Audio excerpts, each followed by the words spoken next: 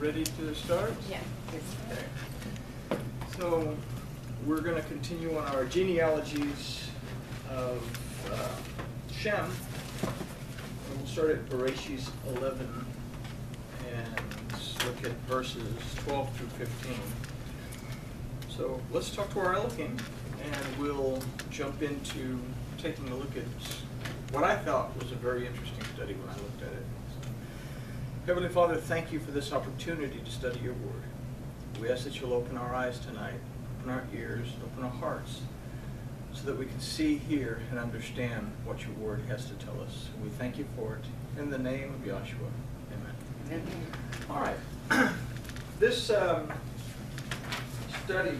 on the genealogies has been kind of teaching us a little bit about, can't really say the future, because we're going to talk a little bit about time. Our time as compared to Torah time. But one thing that I want to talk about really quick, and it's not really in the notes, is emet. Emet. This is the Hebrew word for truth. We've said that Hebrew is a very explosive language, that it tells us a lot about things. And in order to have the truth, we have to have the beginning, the middle, and the end. The Aleph is the first letter of the alphabet. The Mem is one of the two letters in the middle, and the Tav is the last letter of the alphabet. But if we're going to find out the truth about something, then we have to find it at the beginning. It has to be backed up in the middle, and then it has to be confirmed in the end. So if we say that Torah says something and we give an explanation, well, we have to find it the same explanation within the prophets, in the writings, and then we also have to find the same explanation within Brit Hadashah, even as far as going all the way to Revelation. And tonight's study is really, I say, a fascinating look at time. Now, when we talk about time, there's two types of time. We live mostly in something we call fractal time. And what am I talking about fractal time?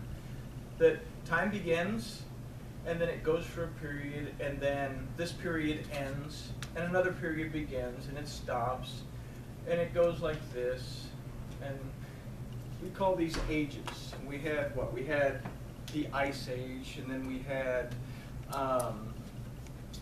the Dark Ages, and we had the Gilded Age, we had the Industrial Age, the Age of Enlightenment. So, periods of time. In our Gregorian calendar, if we look at our Gregorian calendar, well, this is what it tells us, that we know that Monday something begins and Tuesday it stops. Torah time, on the other hand, is different. This is fractal time, but Torah time is called helical. And if we imagine we have a clock, okay, and the hand moves, but what it does is it moves, and it moves, and this is what Torah time does. Okay? This is called helical time. Our feasts and festivals are based on this. Everything that we find in Torah is based on this particular idea. So we're going to take a look at the difference in these two things, but more specifically, how this verse relates to us. And I've kind of blown through the whole first paragraph. So in this genealogy, we're going to see how this helix open our eyes to see the opportunities presented by a very loving Elohim, that if grasped will allow us to live fully in his presence along the way until we find ourselves either in the garden out of obedience or in the darkness because we didn't care to pay attention and follow. We can move this out of the way, sure. Hello, ladies. Hi there. Hello. Hi. So, since we haven't lost a whole lot, I'll go ahead and read this first paragraph so that Susan and Doc can be up to speed. Sure. It says, we live in a world governed by what we could call fractal time. And we talked about fractal time, that it stops and it starts. Events occur and history records them. We move from one age to another. For example, we said the Bronze Age, the Iron Age, the Dark Ages, the Industrial Age, etc. Said that Torah doesn't work this way, where our Gregorian calendar is a straight line through the ages, and we can kind of take this and apply it to a lot of doctrines and theologies today. We have dispensationalists that say that from this period to this period this happened, but it no longer applies from this period to this period. And they say that the Torah was given in dispensations, kind of like you go to the pharmacy, you turn in your prescription, and they dispense you a medication. As soon as you're done with the medication, unless you have another prescription, well, the dispensation's over. Torah presents a history based on a helix, and this is the helix where the hand starts moving, but it continues in a helical motion, and it never stops. Well, we perceive that it never stops. Eventually, it'll come to an end. We'll talk about that in just a second. That where events occur and are repeated, giving us the opportunity to see and learn from them as we draw closer to our Elohim, and the conclusion of the time that Yahweh has allotted human time to return to Him fully. And that's something that we really need to grasp, that this is done for our benefit so that we will learn from what we would consider to be past events that are actually happening now, that have never really stopped because the helix doesn't stop. So when Elohim says, that's it, time's up, then we go back to the garden where time ceases to exist again. There wasn't any time before the transgression. All right, so, like we said, in this study of the genealogy, we're going to see how this helix is going to open our eyes a little bit to the opportunities presented by a very loving Elohim that, if we grasp, will allow us to live fully in His presence along the way until we either find ourselves back in the garden or we find ourselves in the darkness outside of the garden because we didn't pay any attention to what the Word was telling us. That's our choice. We say everything in Torah is about choice. We make choices. So, we begin at Bereshit 11, verse 12. It simply says, and Arpachshad lived 35 years and begot Shelah. And Arpachshad lived 35 years and begot Shelah. And I had already finished typing up the notes when I actually bothered to pay any attention to what was going on in the Hebrew. But if we look at the Hebrew, there's something interesting going on. That normally we would read Vechaya et Arpachshad. We would read something like Vechaya et, and then we would see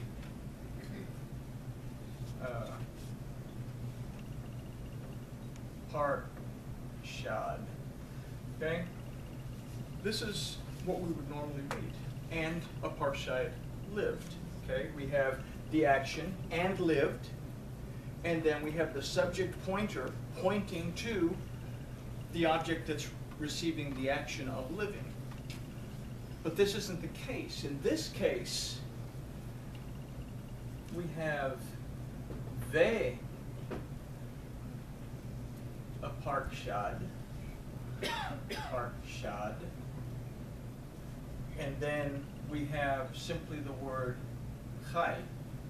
Ve'a parshad chai, which literally says, if we read it in English, says, and a parshad lived. Now, what I found interesting about this is that if we recall from our previous studies, we've said that a parshad represents a type of captivity, a type of bondage, a period of captivity and bondage. When I look at this verse, and a parshad lived, I notice something missing in this verse that is not missing if we wrote it the way we normally write it. And what's missing is the aleph and the tav. What we can conclude from this idea is that when we come into spiritual bondage, it's because the word is absent from our life. Because Torah is absent from our life. Or we misrepresent Torah, which if we misrepresent Torah, well, it might as well not be there anyway. Okay?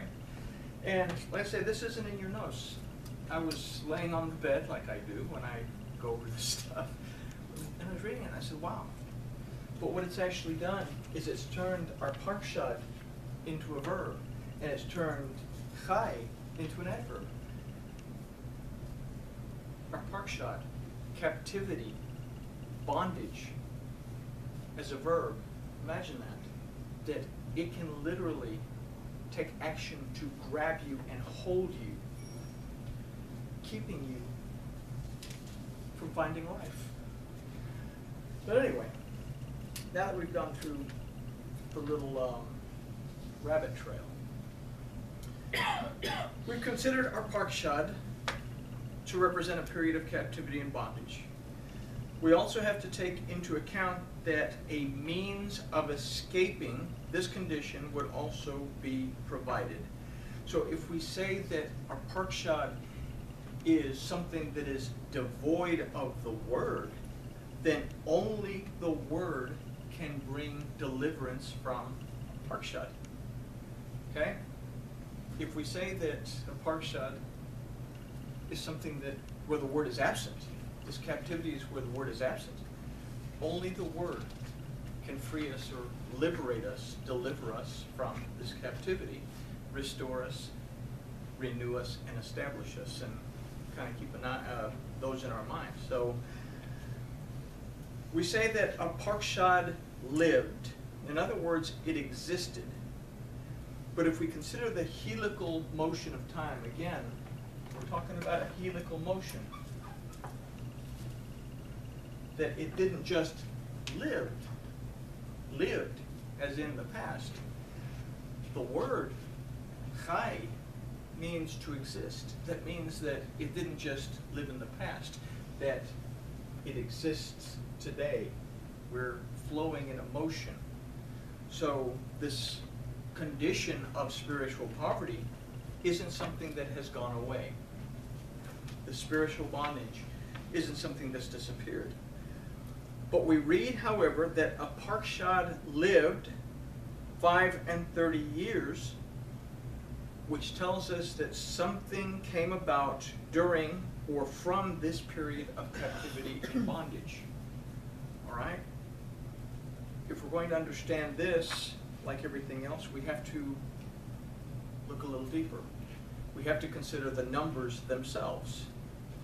Now, in 5 and 30 years. In 5, we could say, okay, 5 is the numerical value of grace. Okay, that's the easy cop-out. We say, okay, grace has a numerical value of 5, that grace means specifically undeserved favor, so we can say that grace came. However, grace by itself is of no real value. Undeserved favor by itself is of no real value. It's what is done with it that we have to consider. Grace by itself is of no real value. What we do with this undeserved favor is what counts. So we go back to 5. 5 is the numerical value of the letter He, which represents for us primarily the idea of paying attention. The first time that we see this letter as the root of Torah is as the root of, or as the root of a letter in the word in the Torah is at the root of the word Hine, which means behold. When Torah tells us to behold, it's saying pay attention. What's about to be told or what's about to be spoken is very important. Behold means to pay attention.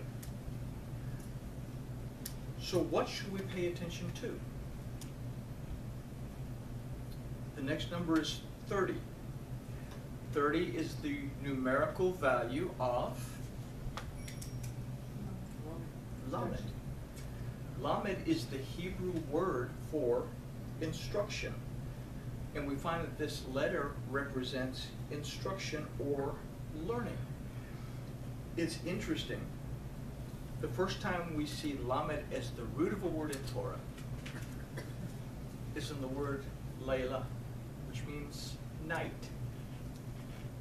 Okay? We read in the verse that says, and he separated the darkness from the light, and the light he called day, and the darkness he called Layla. And then it says, and there was evening and there was morning the first day. And that tells us a huge, huge something that we really need to pay attention to. That there was darkness he called night, and then immediately it says there was Erev and Boker the first day, Yom Echad. But Erev is the word for evening, is the first time that we see the ayin. The ayin that represents what? Perception. Perception. That we must be able to perceive light in darkness.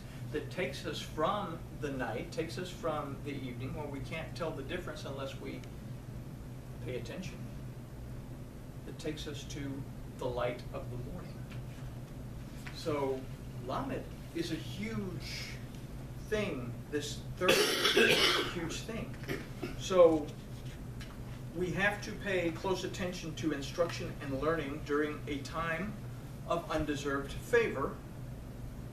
From what source? From what source? So we go to the phrase, and begot Shelah. We could say, and brought forth, or and came forth Shelah.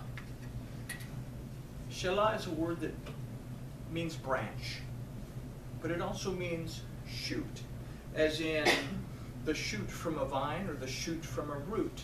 Okay? It means branch. Shelah means branch, or the shoot from a vine, or the shoot from a root. Okay? This word Shelah can also mean an arrow or a missile.